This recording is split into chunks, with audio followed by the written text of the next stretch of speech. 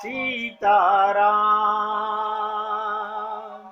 रघुपति राघव राजा राम, पतित पावन सीताराम। सीताराम सीताराम, भज प्यारे मन सीताराम। सीताराम सीताराम, भज प्यारे मन सीताराम। रघुपति राघव राजा राम, पतित पावन सीताराम। रघुपति राघव राजा राम, पतित पावन सीताराम। सभी पुण्य आत्मा पूरी एकाग्रता से सुनिएगा। आप उसको अमर करना चाह रहे हो जिसका जन्म ही मरने के लिए हुआ है। देखो कमाल है, जिसका जन्म ही मरने के लिए हुआ, आप उसे अमर करने पर लगे हुए हो। सत्संग में आके विवेक जागा, अरे मैं तो अमर था, मैं अमर हूं, मुझे कोई नहीं मार सकता। लेकिन हम कैसी धूल पड़ गई हमारे हृदय पर, कैसी हमारी आत्मा के ऊपर मैल जम गया है जीवन का। पूजा कितनी करा लो, पाठ कितने करा लो, जप कितने करा लो, कितने ही व्रत करा लो, परिक्रमा करा लो, मंदिरों में भटका लो, असली करने वाला काम नहीं करते।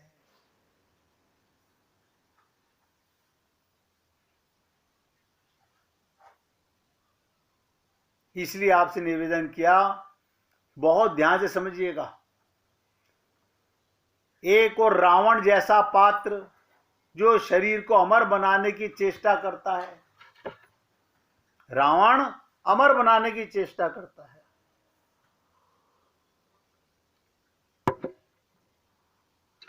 और अंत में मृत्यु का ग्रास बन जाता है। सबको पता है। इतना ही नहीं, बल्कि जिस शरीर को रावण अमर बना लेना चाहता है, उस शरीर की अंतिम परिणति क्या है, क्या दशा हुई उसकी बता दूं? बहुत ध्यान से सुनिएगा। उस ओर ध्यान आपका खींचते हुए बताना चाहूंगा। लंका का रंगागण यानी लंका का युद्ध क्षेत्र रावण के सिर और भुजाओं से पटा पड़ा है। क्यों? जितनी बार भगवान सर काटे, वो कहां गए सर? धरती में पड़े हुए हैं, चील कौवे खा रहे हैं। जितनी बाजुएं काटे, कौन खा रहा है उन्हें? चील कौवे लिपट रहे हैं उसके ऊपर।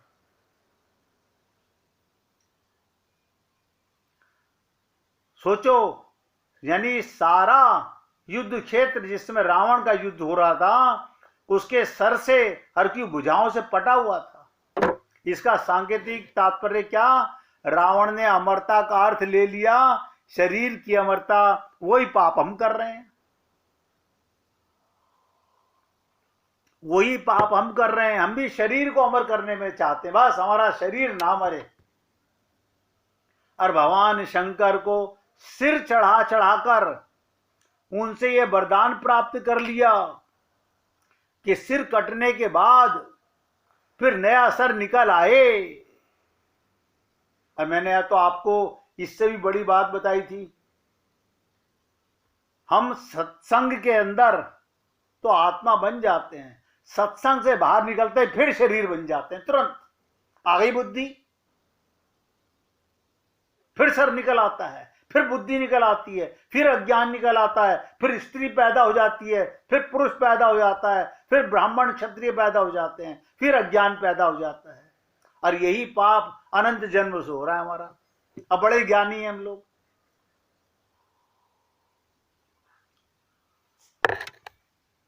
भगवान शंकर को सर चढ़ा चढ़ा करके वरदान प्राप्त कर लिया और सर कटने के बाद फिर नया सर निकल आया। ये वरदान पाकर बड़ा प्रसन्न हुआ रावण। सोचने लगा ये तो मैंने मृत्यु पर विजय प्राप्त कर ली। देखो इतना बड़ा वेद पाठी, इतना बड़ा वेदों का मर्मज्ञ, शास्त्रों को जानने वाला, देवताओं को नौकर बनाने वाला,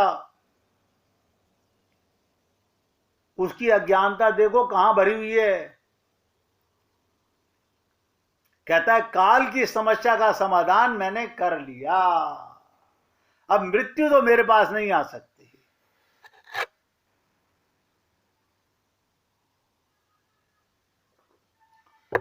क्योंकि व्यक्ति के सिर कटने पर उसकी मृत्यु हो जाती है, पर मेरा सर कटने पर नया सर निकल आएगा और मेरी मृत्यु नहीं होगी। लेकिन रावण का गणित उल्टा सिद्ध हुआ। लंका में उस समय बड़ा भीभत्स दृश्य उपस्थित हुआ। आप सोच के देखिएगा कैसा दृश्य होगा जब रावण के सर ही सर पड़े हों, भुजाएं भुजाएं पड़ी हों सारे रण क्षेत्र में, और गीद कुत्ते खा रहे हों। सोच के देखो जब किसी व्यक्ति की मृत्यु हो जाती है तो उसके शव को उसके परिवार वाले या अन्य लोग भली भांति सजाकर रखने का प्रयत्न करते हैं। वो चाहते हैं उनकी अंतिम यात्रा सम्मान पूर्वक निकले। और कैसी विडंबना, रावण के एक दो सर नहीं, अनगिनत सर और भुजाएं युद्ध क्षेत्र में पड़ी हैं। ऐसे अमर बनना चाहते हैं, इस शरीर को अमर बनाने में लगे हुए हम लोग। और मैं फिर बोल रहा हूं, सुनने से काम नहीं होगा, विश्वास, पूर्ण श्रद्धा, इसके बिना काल का दुख कभी नहीं जाएगा, मृत्यु का दुख कभी नहीं जाएगा। अब मुझे नहीं पता, मैं तो सेवक हूं, आपका निवेदन कर रहा हूं, आपको अच्छा लगे तो मान लीजिए, वरना अगर कोई डॉक्टर या कोई वैद्य या और कोई गुरु या कोई ग्रंथ या कोई पूजा पाठ आपको अमर बना सके तो पहले तो अपने परिवार में झांक कर देख लीजिए, आसपास में मालूम पड़ जाएगा। आज तक तो कोई अमर हुआ नहीं, जिसका जन्म उसकी मृत्यु। ये जागने का मौका है।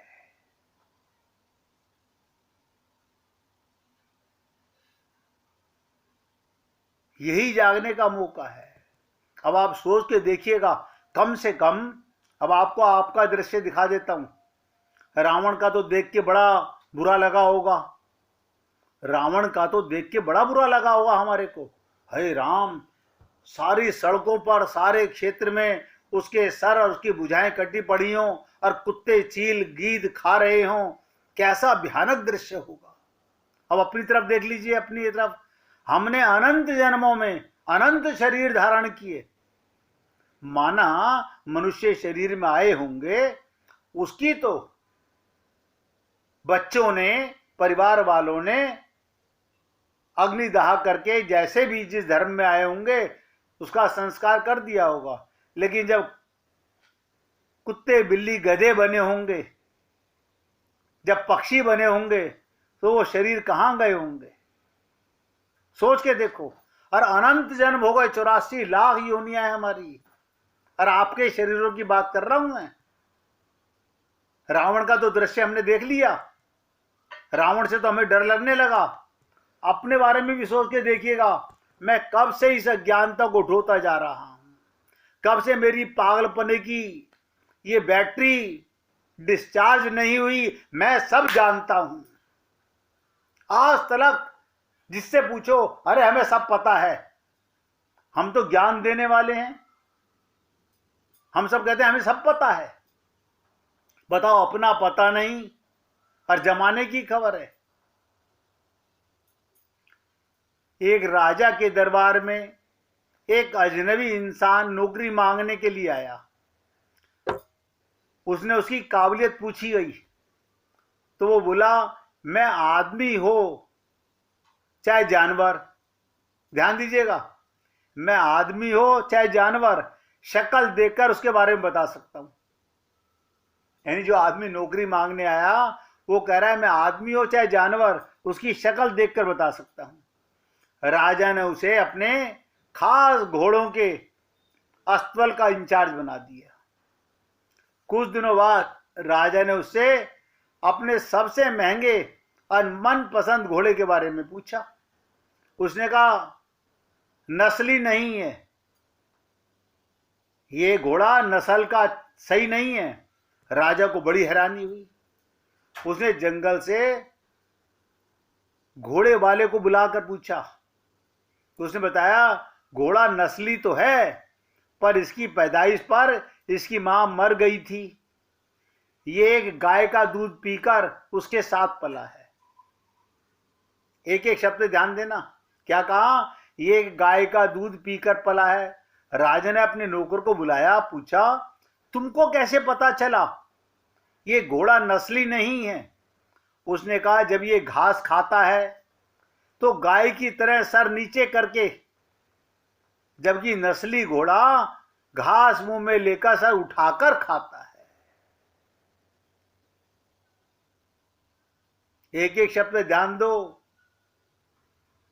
राजा उसकी काबिलियत से बहुत खुश हुआ। उसने नौकर के घर अनाज, घी, मुर्गे और अंडे इनाम भिजवा दिए और उसे रानी के महल में तैनात कर दिया। अस्तबल से निकाल के रानी के महल में तैनात कर दिया। कुछ दिनों बाद राजा ने उससे रानी के बारे में राय मांगी, क्योंकि उसने कहा था मैं जानवरों की भी शक्ल देख के बता सकता हूं और मनुष्यों की भी। रानी के बारे में राय मांगी। उसने कहा, तौर तरीके तो रानी जैसे हैं, ध्यान से सुनो, लेकिन पैदाइशी नहीं है। राजा के पैरों से जमीन खिसक गई।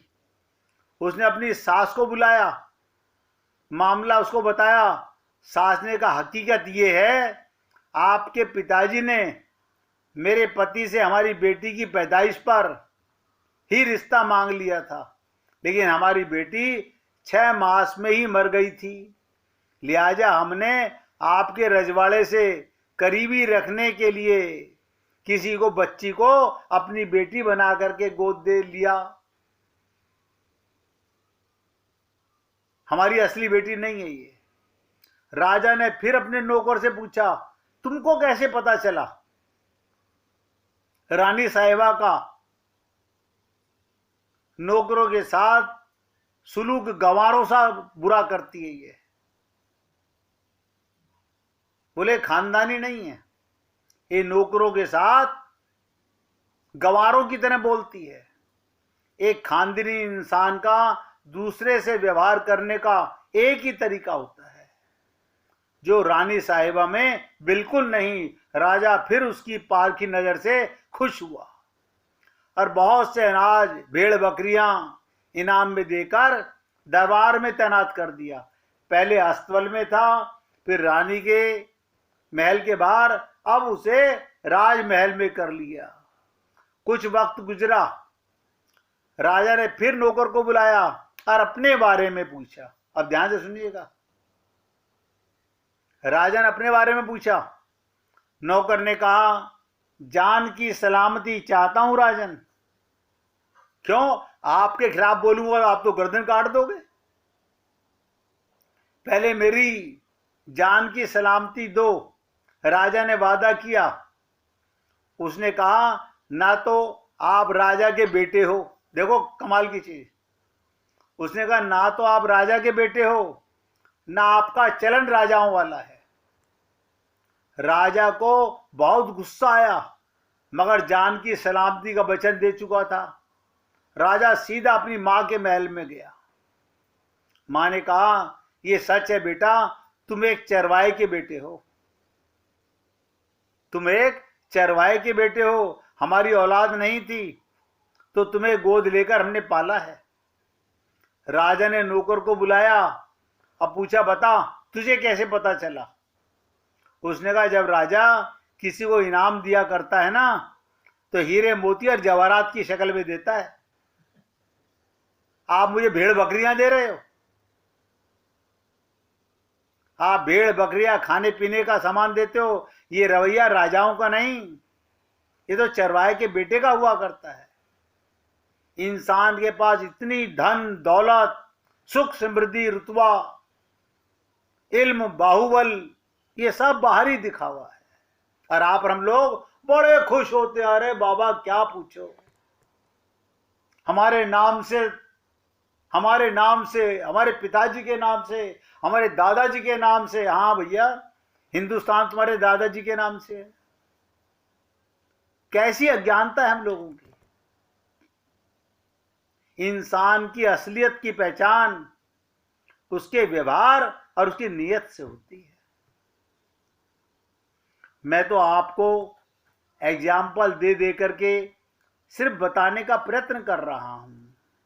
आप और हम लोग परमात्मा की संतान हैं। जिस दिन ये ज्ञान हो गया, बस भगवान मिल गए।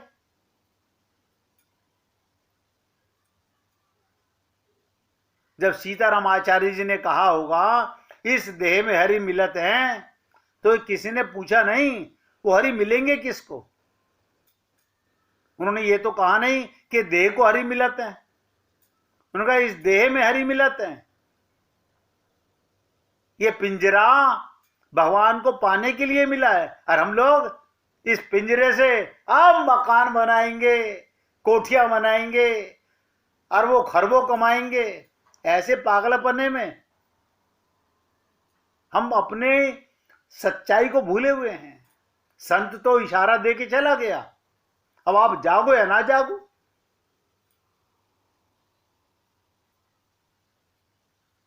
अब आप लोगों ने देखा, मैंने आपके सामने कई प्रकार से चित्रण खींचने का प्रयत्न किया। अभी तो 4 रोगों की बात थी 4 कारण से व्यक्ति के जीवन में दुख आते हैं। अभी तो एक कारण की बात हुई है, काल की। रावण अमर बनना चाहता है, और आपको सुना दिखाया चित्रण कि उसकी गर्दन और उसके हाथ कटे पड़े हुए हैं, और चील कौवे नोच नोच के खा रहे हैं। और हम इस शरीर को पता नहीं कौन सी अमरता बनाने में लगे हुए हैं। सारे काम शरीर से कर रहे हैं, पूजा कर रहे हैं तो, मंदिर जा रहे हैं तो, पाठ कर रहे हैं तो, गठ जोड़ा करके हवन कर रहे हैं तो, अब बड़े खुश हो रहे हैं। सास की दी माला कंठी पहन के, ओढ़ना पहन करके। भगवान का दिया हुआ आत्मा का तो ज्ञान है नहीं। ये सब नोटंकियां, हम बड़े खुश होते हैं। हमारी खानदानी कंठी है ये हमारी खानदानी रोग हैं जिन्हें हम ढो रहे हैं। निवेदन करता हूं पुण्य आत्माओं, अभी जागने का मौका है, होश में आओ। ये जीवन, ये मौका चला गया तो पता नहीं दोबारा कब मिलेगा। आप आत्मा थे, आत्मा हो। जिस दिन आत्मज्ञान हो गया आप अमर हो गए। लिख लो, जिस दिन आपको आत्मज्ञान हो गया उस दिन कोई आपको मार नहीं सकता। फिर आप कह सकते हो राम मरे तो मैं मरूं, वरना मरे बलाए। अभी तो जरा सा हा मर गए, अभी तो जरा सा शरीर में दर्द हुआ और हम मर गए। हमारा ये ज्ञान है। देख लो हमारी बुद्धि का कितना बड़ा विवेक है हमारे पास में। और मैं तो आप सबसे निवेदन करता हूं, आप बार बार पूछोगे, हो सकता है मन में कोई प्रश्न आ रहा हो, पूछोगे तो मुझे और अच्छा लगेगा। मैं अपनी तरफ से पूरा प्रयत्न करता हूं कि खुलासा करके आपको समझा दिया जाए। अब मानो ना मानो, जैसे रावण का सर बार बार आ जाता था, ऐसे ही सत्संग से निकलते ही हमारे ऊपर फिर खोपड़ी तैयार हो जाती है। हाँ, मैं स्त्री हूं, मैं पुरुष हूं, हम पैसे वाले हैं, हम विद्वान हैं, हम हिंदू हैं, मुसलमान हैं। ये तुम्हारा ज्ञान है।